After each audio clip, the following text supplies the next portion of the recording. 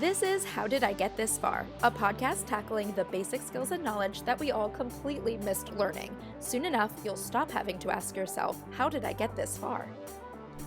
On this episode, we don't just talk hypnosis, but we even experience it. It's time to hear for yourself, how did I get hypnotized this far? Hello, everyone. You are now getting very interested in another episode of How Did I Get This Far? Now relax and get comfortable as we discuss hypnosis and hypnotherapy. Guiding us is our guest, Norman Plotkin, a certified clinical hypnotherapist in Sacramento, California, helping people tap into their subconscious mind to take charge of their healing and recovery. He has helped clients with a wide range of issues, including cancer, smoking cessation, pain management, PTSD, as well as overcoming blocks, gaining motivation and confidence, and a lot more. Norman is also the author of the book Mastermind, Master Life, a guide to hypnotherapy, its history, the science, and its useful applications, as well as the book Take Charge of Your Cancer, which is about proven steps to healing and recovery. I'm excited to have you awaken our minds today, Norman. Oh, it's great to be here. Thanks. Of course. Tell us how you have experienced this journey with hypnotherapy. It wasn't my original act. I did a number of things before I went to college, including the Marine Corps and the oil fields. And then I went to school a little later, so I was in a hurry. I was a government major, and I came to Sacramento, where the government was in California, right? So 25-year career from clerk to consultant to lobbyist, had my own lobbying firm, represented clients before the legislature. And it was heady stuff, very exciting. I love the strategy, but the politics, it gets ugly. And I got sick. I had cancer, and it awakened in me what's come to be what I believe is my soul's purpose, which is very different. And so it's been about 8 or 9 years spiritual awakening. And I was led to, I shut down the lobbying business and moved to LA for a while. And while I was there, I was led to go to there's a nationally accredited college of hypnotherapy in the Valley. Who knew? So I attended, and I set out upon this journey to help people instead of politicians and corporations, and to help them by guiding them through the power of their own subconscious mind. And it's a very powerful tool. We don't use it. It's the gateway to our programming, which we can be a slave to, or we can be a master of. And so that was kind of the goal in Mastermind, Master Life, is to make hypnosis and hypnotherapy kind of approachable to people. Because let's face it, most people's introduction is movies like Get Out or Vegas-style stage shows where people cluck like chickens, and we can talk about what it is and why that is, and what the purpose of that. It does demonstrate the power of hypnosis. I mean, people suspend the parts of their mind that would make them very embarrassed for doing certain things. And and again, it's a demonstration of just how powerful the modality can be. But I like it because it's non-invasive, it's organic, and it's non-chemical. And so I can help people navigate challenges in their life without a Band-Aid or a pill, so that's super exciting for me. Well, first of all, congratulations on beating cancer. That is amazing. And then the fact that has led you into this incredible career that I can't wait to dive more into is very impressive. So congratulations. And thank you. So before our interview, I'd love to just know some little known fact. So if there's any common hack, misconception, anything like that you'd like to share, make sure we get that out. What would you like to say? Yeah, it's not a loss of control. And now you've seen this Vegas style shows where people do silly things, but they've agreed to do that. And you can't make anybody do anything they don't want to do. And it's a natural state that we go into every day. So if you've been driving home from work and you pull up in the driveway and you don't remember the drive, you were in hypnosis. And that's why drive time radio is so expensive, because the advertisers know that. It's not a loss of control. It's a deeply relaxed state at the same time that it's focused concentration. It can be very, very pleasant. Okay, good. I'm glad we got that. I totally forgot about highway hypnosis too. Ooh, that's a good one.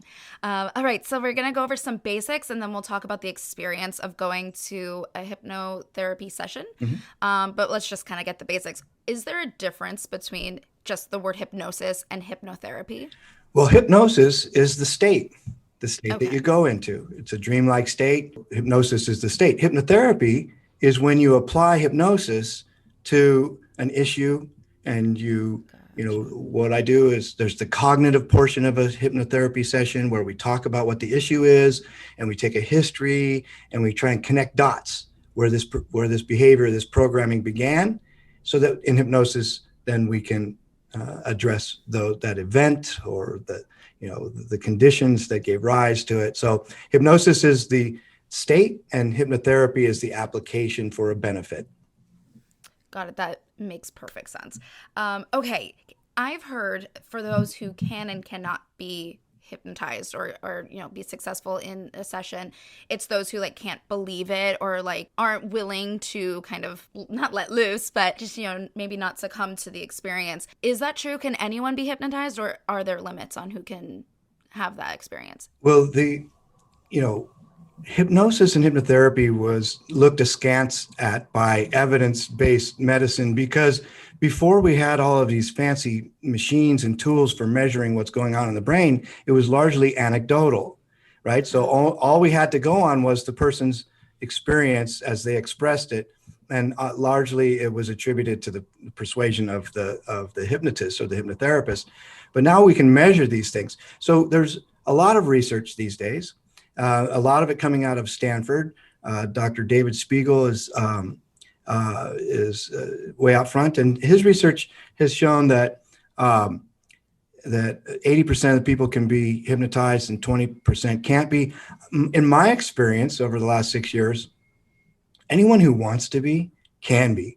But if you cross your arms and say you're not getting in, as if I'm getting in anywhere, right? But if you do this, I can't get past your defenses. Your conscious mind it won't let it proceed. So if you're highly analytical, now there are induction techniques to get past the defenses of a highly analytical person, but first they have to want to be hypnotized, right? So if you don't want to be, I can't.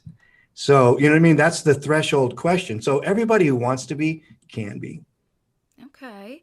So let's figure out if it is the right thing to do, because I'm sure, obviously, like you mentioned, there are other sources of not cures, but getting through whatever it is that they're trying to beat. So how do you decide if you should go to a hypnotherapist over other forms of counseling or other resources? Well, you have to be accepting, and number one. And number two, ironically, people come to me as the last resort. They've tried everything else. And I would just suggest try this first, because there are no side effects. There's no pill. There's no, it is a little bit of work. You have to want to. But what better way to address your issue than to commune with your own subconscious mind? Mm-hmm. It's important that you find someone who knows what they're doing and is credentialed and that you have rapport with. And it's the easiest and gentlest of all the modalities. I mean, talk therapy is great. Cognitive behavioral therapy is great. I believe there's an over-reliance on chemical therapy that concerns me. It's why I went this way instead of the other way when I made the change in my life. So if those criteria are met, that you're accepting and that you would like to try something least invasive to begin with, then I would argue that it's right for anyone. And what are some of the reasons that you would go to a hypnotherapist? Is it the same reasons you would go to a regular therapist, or you would go get medicine? Is it the same? Yeah, and more. So it's a very broad application because it's really applicable to any human endeavor. The big ones are people who want to stop smoking. And they've tried everything. They come to me. They've had the pills, the patches, and everything. And weight loss is another big one. And oftentimes, what I find is that extra layer of weight that they can't seem to, no matter how many diets they go on and whatnot. And it's really about an emotional protection layer. But smoking, weight loss. I've had stutterers. I've had young people on the spectrum who have sensitivities. I've helped people with fibromyalgia, unexplained pain, these type things. Just the gamut. It runs the gamut of human interaction, performance. Or I had a psychologist who had her PhD and was practicing under someone else's license, but had failed the exam for licensure 3 times, and it was just a mental block that they had. And so I helped them pass it. We did 3 sessions, and they passed the exam for licensure. So we have these blocks, we have these hurdles, and most of the time they have an origin early in life. And so kind of explore early life, childhood, family dynamics and structures. And this kind of gives us clues to the things that are happening, but it's applicable to anything. There's a ton of research about how it's applicable to IBS, or irritable bowel syndrome, and other gut kind of maladies like Crohn's and others. I've helped people sleep. I've helped people with migraines. I mean, it runs the gamut of human interaction. Wow, that is a very extensive list. That's amazing. Yeah. It's so weird that it's not more common then, especially it being non-invasive and just that it works. Whatever. You know the story. Yeah, I do. The problem is people have the common conception in their mind that you're going to cluck like a chicken, or that you're going to blab all your deepest, darkest secrets, and it's a loss of control. So that's why thank you so much for the opportunity to dispel the myths, because those are the largest impediments. The other thing is, let's just be honest here. The other thing is that insurance doesn't cover it, and it's largely cash pay. So, people have been trained to get their health care through their employer, and someone else pays for it. And so, the notion of plinking down, but with these smokers, they come in and I'm like, listen, it's $500 in 4 sessions and you won't smoke anymore. They say $500. I'm like, listen, it's $10 a pack. And if you're smoking a pack a day, I mean, do the math. What's it costing you to not solve this problem? So Wow. Anyway, so that's another impediment. That right there is the quote of this episode. That's a really, really good perspective. Okay, so I know we talked about the price. So if there's a financial risk, that's at least how much it's going to cost, how long it's going to take. Are there any other risks or maybe other fears that people might have for reasons why they don't try it? Well, the loss of control is the biggest one, and so I'm under the same ethical obligations of confidentiality. So I can't tell anybody about you or anything unless you say you're going to harm someone or yourself, and then I have to. But aside from that, there's confidentiality, and that's the biggest one. People think that they're going to lose control.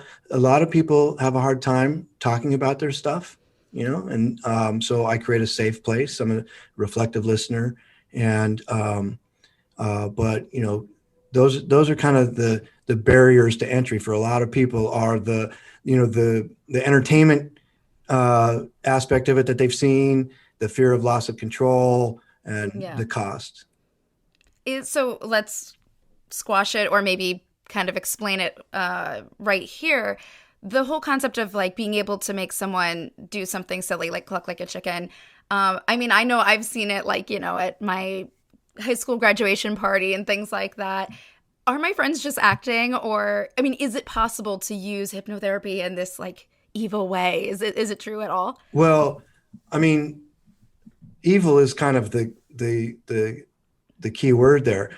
The people who go to a show are there for entertainment, and the people who volunteer to go up on the stage are there for entertainment. They've agreed to. So remember, you asked, can you make somebody do something they don't want to? No, is the answer.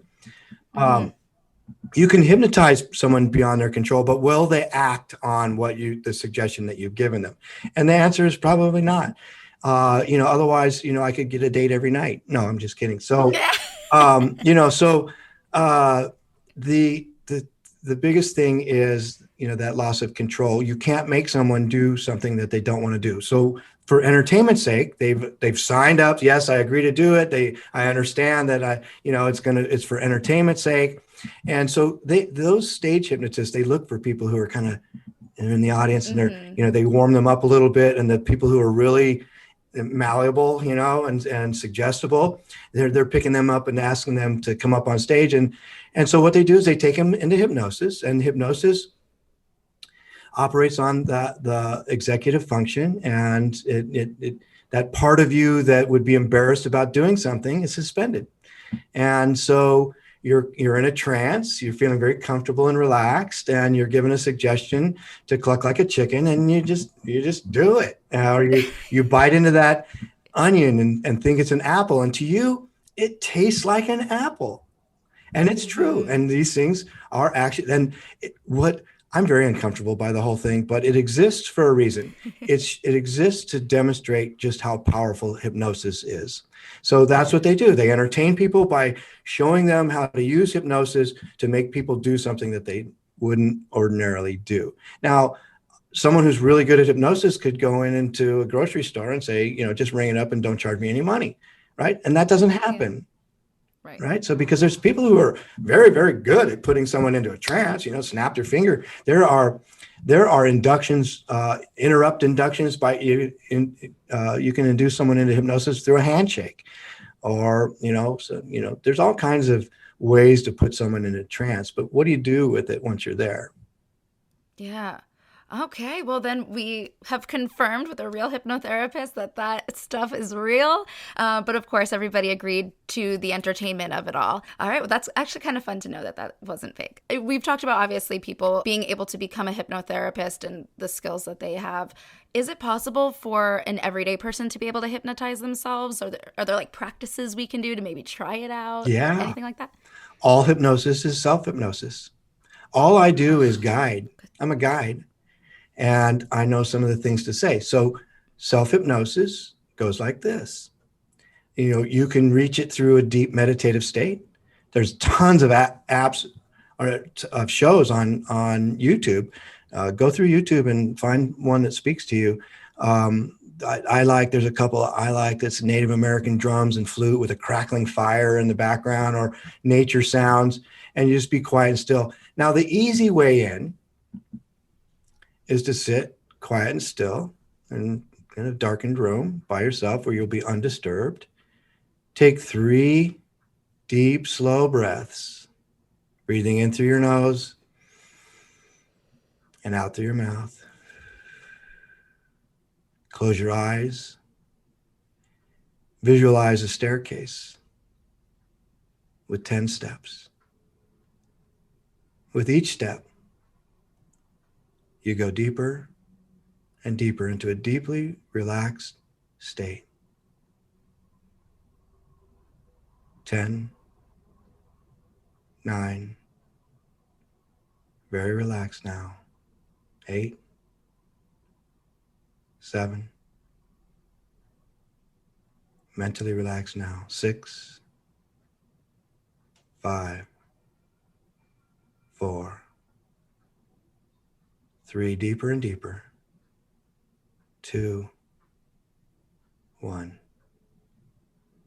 And at the bottom of the staircase, have a seat at the bench and introduce yourself to your higher self and have a conversation. What do you need to know? 1, 2, 3, 4, 5, eyes open, wide awake. 1, 2, 3, 4, 5, eyes open, wide awake. And so what you can do is you almost lost me mid-interview. I could have had you to look at the floating clouds taking shape and something. I know. I was right. Maybe I just cut off the interview and just get a little session here. Yeah. And you can record yourself doing that because you're very suggestible to yourself. So you take yourself through that 3 deep breaths, staircase, 10 steps, count yourself down to 10, and then whatever scenario you want to create. And then, that conversation with your higher self is really, really powerful. Yeah. And then you record that for yourself, and then you play it back for yourself, and you self-hypnotize. And you can make suggestions to yourself like, I'm going to be more motivated. My New Year's resolution is to be more organized, and I'm going to be more organized. And then I'm going to do so in the following ways, right? And so you record this for yourself, and then you listen to it. And now you've just hacked your own programming. Yeah, and that really worked. That felt so different. I know my final question was going to be how it feels afterwards, but I already know I feel this weird sense of relaxation that I did not expect to get mid-interview. So that was pretty cool. Well, the good news is that you can be deeply relaxed and hyper-focused. And that's the hallmark of of hypnosis is that dichotomy of a deep relaxed state with a highly focused mind. No, definitely. Because I mean, I know what I'm doing. I'm like in the zone still with my questions, but at the same time, wow. Yeah. Ooh, It's that was cool. athletes call it being in the zone.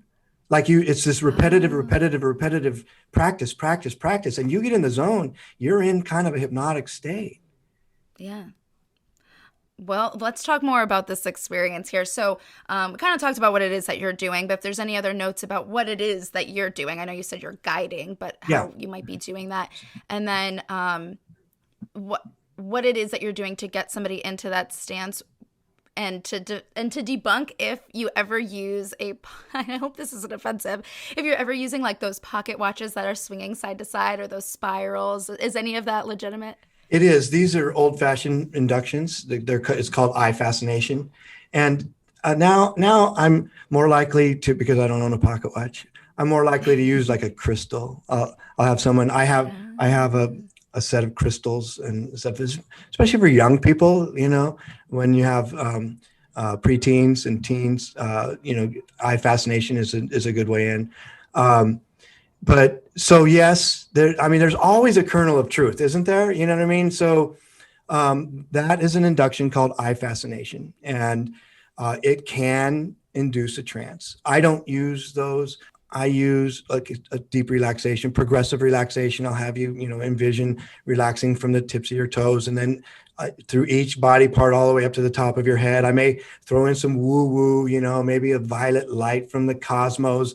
Depending on who I'm talking to, right? You gotta really know who your clients are. If they're open to woo, I can get really woo-woo. I'm just back from Sedona and I'm all fired up and charged. But anyway, so you know what I mean? Audience analysis is super important. I once had this tough guy, and he was a hunter, and I took him into hypnosis with this old yarn that I was in speech and debate in college, and I did this nature-themed speech presentation on oral interpretation. And there was this story about this hunter back in the old days, and he'd run out of bullets, and then he saw a big buck, and all he had was the cherry pits that he'd been eating. And so he put those in his gun and he shot, and he thought for sure he got him. But a year goes by, he's in the same place, and there's this big buck, and there's a cherry tree growing between his antlers, right? So, you use what you've got, and that really worked for this tough guy who's, it's like, how do I take this guy into hypnosis? But I had a little story. So each story is unique to the person.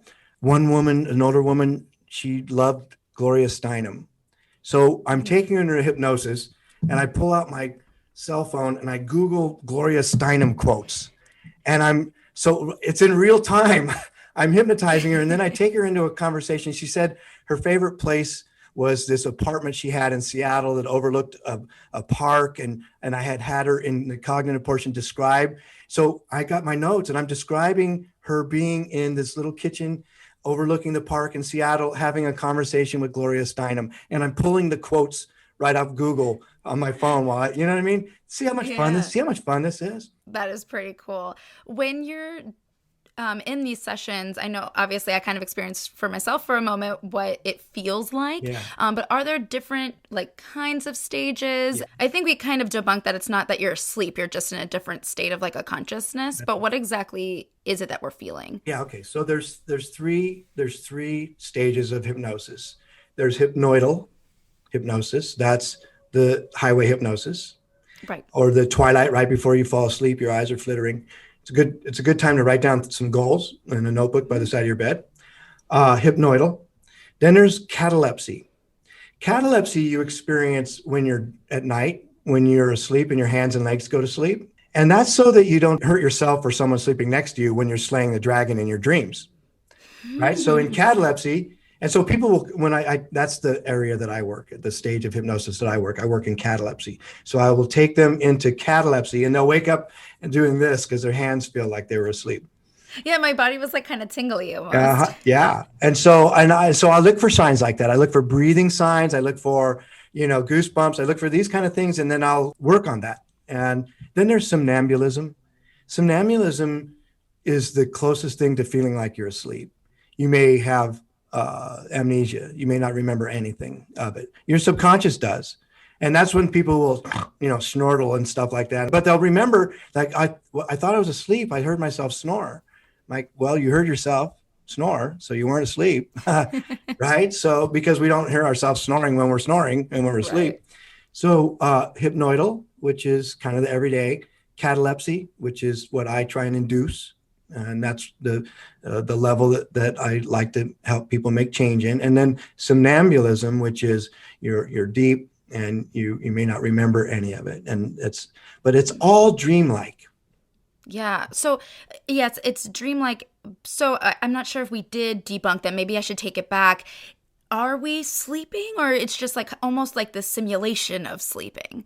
It's simulation. That's a good way to refer to it as. It's simulation is sleeping, because oftentimes you'll be in REM. It's triggering dream. So, we dream when we're in the rapid eye movement stage of sleep, and it's triggering that rapid eye movement usually. And that's why I create these things like the yarn with the hunter and the cherry tree, or I'll, have them see the shapes of clouds and different things. I always ask people, what's your happy place? And it could be a beach in Hawaii. It could be, all kinds of different, the Tahoe or the mountains or any place that is their happy place. Mm-hmm. And then I take them there and I describe it with minute detail. So they feel like they're really there, and their eyes are doing like this. You know what I mean? Sometimes their eyes just roll up and they're like, it's kind of funny. But I can see the breathing changes, as soon as the breathing changes and the eye movements, these are all the signs for me that your cheeks flatten out a little bit. Oh, wow. And so these are all the signs that I know, and that's when I can start working. So let's talk about a typical hypnotherapy session. You come in and we have the cognitive session. You just sit, and we sit across from each other and we just chat. What are we going to work on today? How have you been since the last session? What has been your experience? And so we go over these things.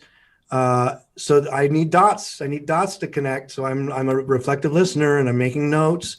And so then we transition to the chair and they recline. And then I'll do a progressive relaxation. And folks who've done this 5, 6, 7, 8 times, they just go get in the chair, sit down, push back, and they're almost in already, because it's such a pleasant experience. Yeah. Even for those, I do a lot of inner child work, and I'll take people back, I'll regress them in time to their childhood. Even when they cry, I introduce them to their inner child and have them tell her that they love her and that everything's going to be okay. And they they do their best because they always did their best. And, tears just start streaming. And then they come back at the end and they're happy and they're relaxed. And it's a super positive experience. So the cognitive, then the induction, and then the suggestions, and there's time distortion for the client. And then I bring them back up. I play a little woo-woo music, during the process. And there's a guy at HMI, College of Hypnotherapy in the Valley where I went, and he's a sound guy. They have their own TV and sound stuff. And Lee Spoosta is his name, and he does all these great hypnotic tracks. And so I've got a few of his. And so I play those. It all just adds to it, right? You got to create this. You got to create the scenario. You got to set the stage. So in all honesty, I guess I have to admit that there's a bit of showmanship to hypnotherapy. Hey, though, it makes it an amazing experience. That sounds fantastic what you do. And I'm so glad that you accepted my suggestion to be on this podcast. So thank you, Norman. Well, for those who have been reprogrammed to understand hypnotherapy a little bit more and maybe want to give it a try, where can people reach you or maybe stay connected with you? Yeah, I'm at www.normanplotkin.com. I'm on Facebook at Norman Plotkin Inc., Insta, Norman Plotkin CHT. I do this. I have an office. I do it in the office. I've done it by Zoom with people all over the world. Some people do it by phone. I need to see, I need to have that experience. But at any rate, I do remote sessions. I do sessions in the office. I've written, as you noted, thank you for the plug. Mastermind, Master Life is a great introduction. It's what is it? what's the history of it? What does science say? And how can you apply it in your life? So it's a great primer for anybody who's interested. It's available on Amazon, as is my first book, Take Charge of Your Cancer. It's available on Amazon. And, I do free consultations. So as someone's curious, give me a call. My number's on my website, again, normanplotkin.com. And happy to chat with you about the wonders and power of hypnotherapy. Fantastic. And I will say, if you're questioning the idea of doing it via Zoom, I almost lost myself in this interview. So it works even via Zoom. But I hope this episode has elevated everyone's awareness about hypnosis and has left you more motivated to continue learning about different aspects of life. So if that's true, we will see you next week. Bye-bye. Bye. I hope this episode helped. Please subscribe, rate, and review to support the podcast. And follow along for more hacks, tips, and failed attempts on Instagram at HowDidIGetThisFarPod. Well, that's as far as we will get for now. I'm Amanda Ogun. Thanks for listening.